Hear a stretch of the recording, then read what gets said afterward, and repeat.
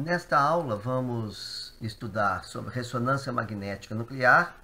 O conteúdo dessa aula encontra-se no capítulo 9 do nosso livro-texto, Solomos. Esses slides foram produzidos pelos professores William Tam e Philip Chan, de modo que eu, Luiz Cláudio, fiz a tradução do material apenas e fiz a gravação. A autoria e direitos autorais pertencem aos professores aí citados e à editora e o Grupo GEM. Tá? Nós agradecemos ao Grupo GEM pela autorização de utilizar esse material. Aqui tem um breve resumo sobre o currículo dos professores que fizeram, apenas para... mantive aqui em inglês, tá? De modo que vocês podem ler depois se tiverem interesse, tá? Uma tabela de conteúdos, nesse capítulo tem uma introdução, tem uma boa parte aqui, vários tópicos sobre ressonância magnética nuclear e sobre espectrometria de massa. Bom, nós vamos estudar nesse capítulo ressonância magnética nuclear, que é uma técnica, uma forma de espectroscopia que permite a identificação de grupos funcionais. Nós já vimos espectroscopia no infravermelho, é uma boa técnica para isso, mas a ressonância também permite a identificação de grupos funcionais e a determinação de conexão entre átomos nas moléculas. A espectrometria de massas, que é outro tópico desse capítulo, permite a determinação de massas moleculares exatas de moléculas grandes e pequenas. Por meio das massas exatas é possível se determinar as fórmulas moleculares. Como nós já vimos antes, a espectroscopia é uma técnica que envolve o estudo da interação da luz ou radiação eletromagnética com a matéria. E essa interação provoca alguns efeitos e, por meio da análise dos dados obtidos, a gente obtém informação sobre a estrutura molecular. Nesse capítulo nós vamos explorar a espectroscopia de ressonância magnética nuclear, que a gente vai sempre se referir como sendo RMN, a espectrometria de massa, que a gente vai tratar sempre como EM, e eu lembro aqui que nós já estudamos a espectroscopia no infravermelho, na seção 2.15, capítulo 2.15. É importante que a gente tenha em mente que esses métodos são todos complementares e ao longo do curso nós vamos obter informação de cada uma dessas técnicas e vamos verificar como que esses resultados se correlacionam com o objetivo final de elucidar a estrutura de uma molécula. Apenas relembrando, tá? O infravermelho que nós já estudamos anteriormente tem essa faixa aqui de comprimento de onda, e a ressonância magnética nuclear vai envolver o uso de radiação eletromagnética na faixa de ondas de rádio. Um pouco sobre os fundamentos, de maneira bastante superficial, porque nesse curso nós não temos tempo para explorar esse assunto. Os núcleos, de modo geral, os isótopos, como o hidrogênio 1 e o carbono 13, eles se comportam como ímãs. Eles apresentam um momento magnético, tá? E quando átomos de hidrogênio ou carbono 13 são colocados na presença de um campo magnético e irradiados com energia eletromagnética em determinadas frequências, na região de ondas de rádio, algumas dessas frequências são absorvidas. Quando isso ocorre, nós dissemos que houve um fenômeno da ressonância magnética. Tá? Um gráfico que mostra as frequências e intensidades características de absorção de energia de uma dada amostra, quando colocada em um campo magnético, esse gráfico é chamado de espectro de ressonância magnética nuclear. Aqui nós temos um exemplo típico de um espectro de ressonância magnética nuclear. Essa escala, nós temos uma escala na horizontal. Essa escala ela é denominada de deslocamento químico, representado pela letra delta. Uma das unidades utilizadas para representar o deslocamento químico é partes por milhão. Esse partes por milhão não tem nada a ver com concentração, que vocês já estudaram em química analítica. Nessa escala aqui, olha, que começa de 0, 0, e vocês têm aqui essa sigla TMS, esse é o tetrametilcilano. essa escala é relativa. Ela foi construída em relação ao padrão interno, que é o tetrametilsilano. Tá? Aqui essa escala está indo até 8, tipicamente ela vai até 12. Existem alguns sinais que podem aparecer acima de 12, 15, 16, por aí. De um modo geral, a maioria dos átomos de hidrogênio, aqui está ΔH, que é o deslocamento químico do hidrogênio. Nós vamos estar falando, então, do espectro de ressonância magnética nuclear de hidrogênio. Vocês observam aqui que em torno de 1,6 existe um sinal, em torno de 3,4 existe um segundo sinal. Esse primeiro sinal ele tem 3 linhas. Vocês podem observar na expansão aqui, são 3 linhas. O segundo sinal ele é constituído de 4 linhas. Nós dizemos que esse primeiro sinal ele é um tripleto, ou seja, um sinal triplo, e esse sinal é um quarteto, é um sinal quádruplo. Alguns traduzem como quadrupleto, tá? Em vez de quarteto. Eu vou preferir chamar de quarteto. Outra coisa que é importante no sinal, nesse espectro de ressonância magnética nuclear, uma coisa que é importante, digamos assim, é a posição do sinal. O sinal pode aparecer em 1, em 2, em 3 e vai por aí até em torno de 12. A posição em que o sinal aparece em relação ao tetrametilsilano é chamado de deslocamento químico, como eu já disse, representado pelo símbolo delta. Outro parâmetro importante no espectro de ressonância magnética nuclear é a multiplicidade. O sinal pode dar uma linha simples, uma linha dupla, uma linha tríplice, como esse tripleto, um quarteto. Então, a multiplicidade é importante.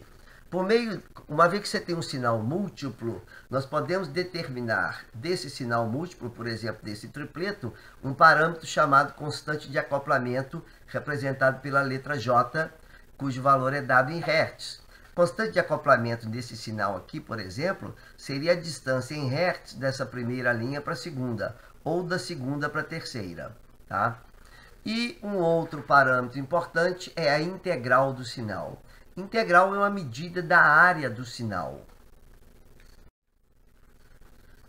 Resumindo o que eu acabei de falar, o número de sinais no espectro, ele nos informa sobre quantos conjuntos diferentes de hidrogênios existem na molécula. A posição dos sinais no espectro, ou seja, o deslocamento químico, em relação ao eixo X, nos dá informação sobre o ambiente magnético de cada conjunto de hidrogênios, que surge em grande parte da densidade de elétrons no seu ambiente. Quanto, por exemplo, menor a densidade eletrônica em torno de um determinado átomo de hidrogênio, maior será o valor do deslocamento químico, e nós vamos ilustrar isso mais adiante. Eu já disse, a área sob o sinal nos informa quantos hidrogênios existem no conjunto que está sendo medido. A multiplicidade, ou o padrão da divisão do sinal, de cada um dos sinais, nos informa sobre o número de hidrogênios nos átomos adjacentes àquele cujo sinal está sendo medido. Eu deixei esse prótons em vermelho porque o nosso livro-texto, o tradutor e o próprio autor, os autores, eles se referem aos átomos de hidrogênio como sendo prótons. Nós sabemos que próton é H+, mas essa é uma nomenclatura antiga que muitos ainda utilizam. O mais comum é nós nos referirmos a esses núcleos como sendo hidrogênio e não prótons. Eu deixei esse em destaque só para chamar a atenção disso, que enquanto vocês estiverem lendo o livro, estudando todo o material, vocês vão estar sempre observando que o autor se refere à ressonância magnética nuclear de próton. Tá? Mas eu, assim como muitos, preferimos chamar de hidrogênio, porque próton é H+. E uma molécula orgânica, por exemplo, o ciclohexano, não tem H+, tem 12 átomos de hidrogênio. Bom, falando um pouco sobre deslocamento químico, esse que é representado pela letra delta, o deslocamento químico é a posição de um sinal ao longo do eixo X, que nós mencionamos, pode variar desde 0 até aproximadamente 12. O deslocamento químico de cada sinal fornece informações sobre o ambiente estrutural dos núcleos que produzem esse sinal. Esse ambiente estrutural corresponde à densidade eletrônica em torno desse átomo de hidrogênio. Isso vai ser ilustrado mais adiante. O número ou a contagem do número de sinais no espectro de ressonância magnética nuclear de hidrogênio indica, numa primeira aproximação, o número de ambientes de hidrogênios distintos numa molécula. Observamos aqui, nessa escala, indo de 0 até 12, aproximadamente 13, tá? Então, átomos de hidrogênio ligados a carbono, átomos de carbono com hibridação sp3, eles vão absorver, resultar em sinais em torno de 1 a 2 partes por milhão. Se esse átomo de hidrogênio estiver ligado num carbono, e esse carbono estiver ligado a uma ligação dupla de um alqueno, de um aromático, ou se estiver ligado a um carbono que tem um C dupla O, ou se ele estiver agora ligado a um carbono com hibridação sp, a gente observa que esses átomos de hidrogênio destacados em vermelho vão dar um sinal em torno de 2 a 3 partes por milhão.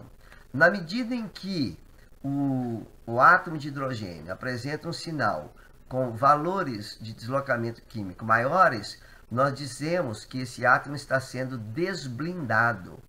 E na medida em que ele apresenta deslocamentos químicos mais próximos da referência que aparece em 0, que é o tetrametilcilano, nós dissemos que o átomo está mais blindado. Então, esse termo blindado e desblindado, ele está relacionado à densidade eletrônica em torno dos átomos de hidrogênio. Quanto mais desblindado, significa que tem menor densidade eletrônica. Então, eles vão aparecer em valores de deslocamento químico mais elevados.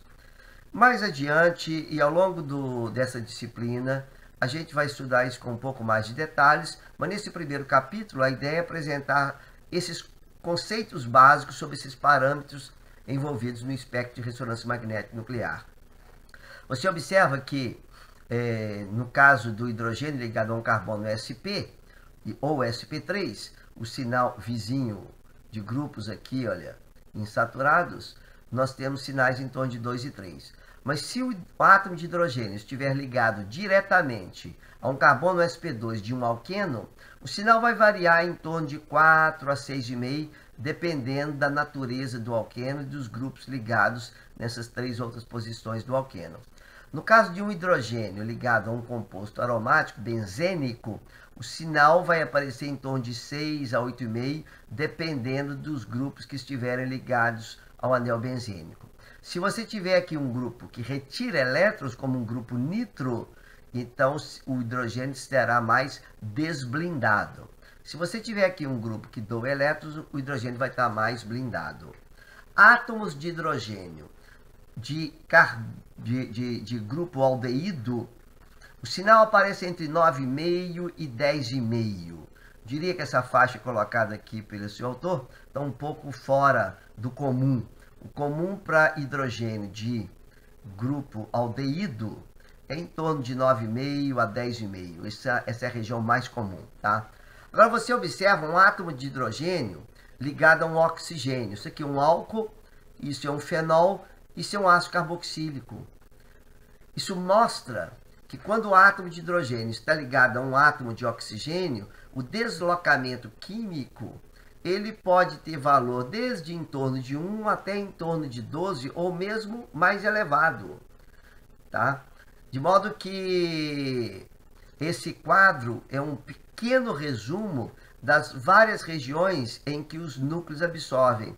Quando nós dissemos anteriormente que é possível identificar grupos funcionais pela ressonância magnética nuclear, eu chamo a atenção disso, porque pela posição que os átomos de hidrogênios eles apresentam o sinal na ressonância magnética nuclear, essas posições são bem características dependendo de cada grupo funcional.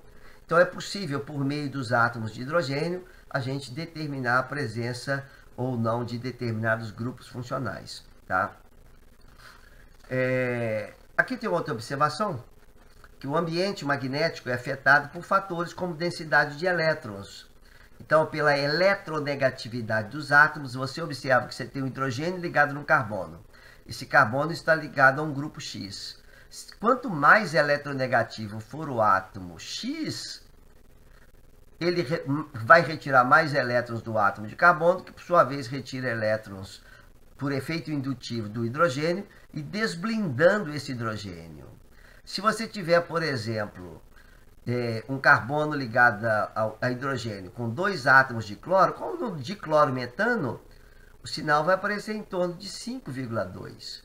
Se você liga 3 átomos de cloro num átomo de carbono e deixa um átomo de hidrogênio, nós temos o clorofórmio.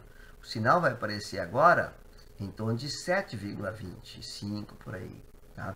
Então é importante esse quadro, essa figura, ela é importante para que vocês tenham ideia das faixas em que cada tipo de átomo de hidrogênio absorve.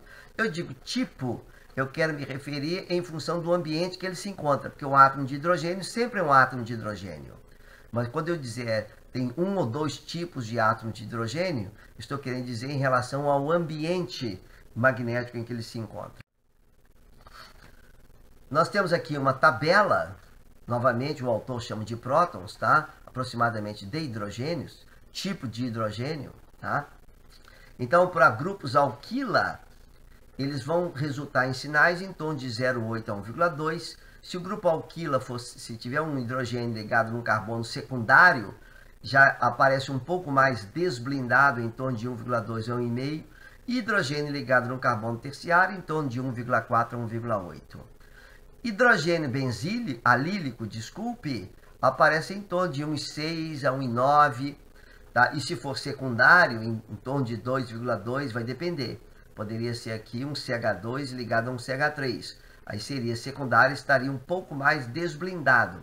Observe que o secundário é mais desblindado do que o primário. Um grupo CH3 ou CH2 vizinho a uma carbonila, assim como aquele que é ligado ao carbono de um alqueno. Quando eu digo vizinho é porque está ligado no carbono da carbonila. Esse termo vizinho vai aparecer sempre.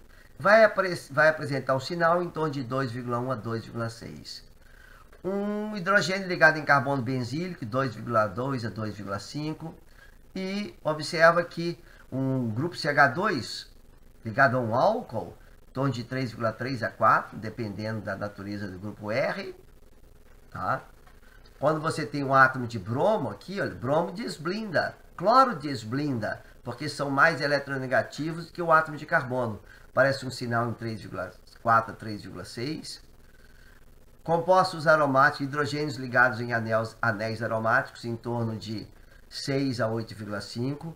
Hidrogênio de aldeído, entre 9,5 e 10,5. Lembra que eu havia mencionado que aquela figura estava um pouco fora de proporção? Aqui é o valor mais correto, é o valor que você espera. OH de álcoois vai aparecer desde meio até 6, vai variar muito. Tá? De grupo amino também vai variar bastante. Agora aqui tem uma observação, que é essa letrinha A, que é o seguinte.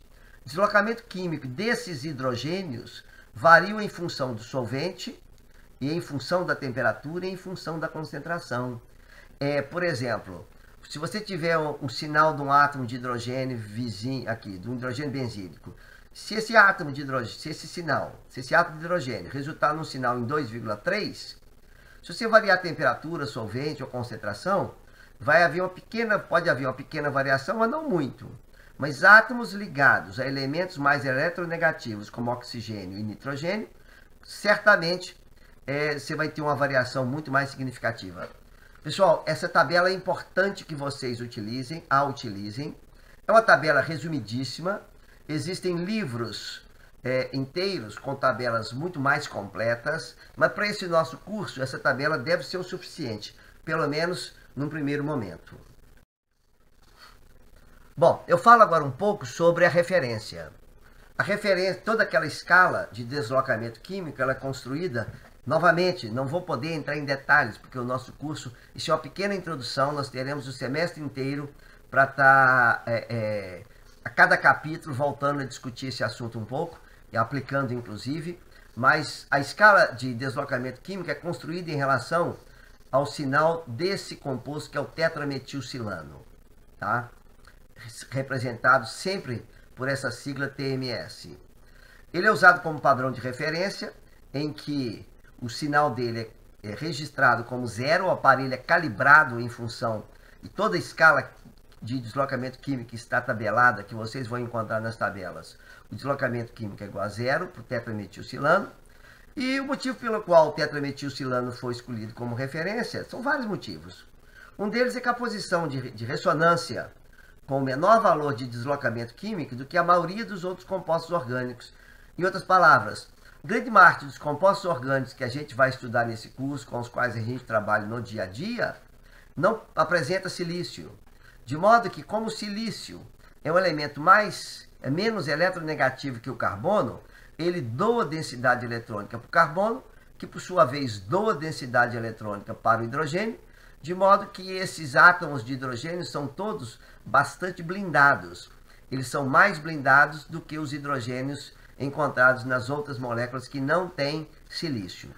Em outras palavras, em torno de 0, praticamente nós não teremos sobreposição de sinal da amostra com o tetrametilsilano. Outro motivo é que ele não é reativo, ele é bastante estável. Ele é facilmente solúvel nos solventes que a gente vai utilizar, como o clorofórmio, o dimetilsulfóxido, piridina, benzena, etc. Além de ser volátil, a temperatura de ebulição dele é 28 graus. Significa que ao realizar uma análise, você pode evaporar a amostra e ele vai embora, tá? Ele é perdido, e a sua amostra está pura, sem qualquer contaminação dessa referência. Então é importante que vocês saibam que a escala que a gente vai usar sempre, as escalas de deslocamento químico para os átomos de hidrogênio nos compostos orgânicos, elas foram construídas e são tabeladas em relação ao tetrametilsilano. Há um outro motivo pelo qual não está colocado aqui, é que você observa que o tetrametilsilano ele tem 12 átomos de hidrogênio. Tem 3 aqui, CH3, CH3, CH3, CH3. São 12 átomos de hidrogênio que são todos equivalentes. Os 12 átomos vão dar apenas um único sinal, que vai ser um sinal simples, ou seja, um simpleto.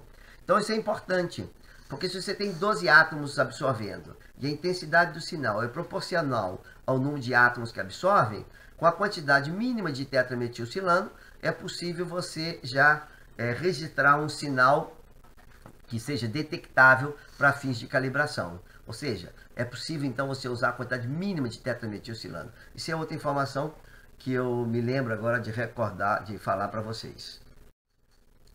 Bom, aqui tem um exemplo do espectro de ressonância magnética nuclear do 1,4-dimetilbenzeno.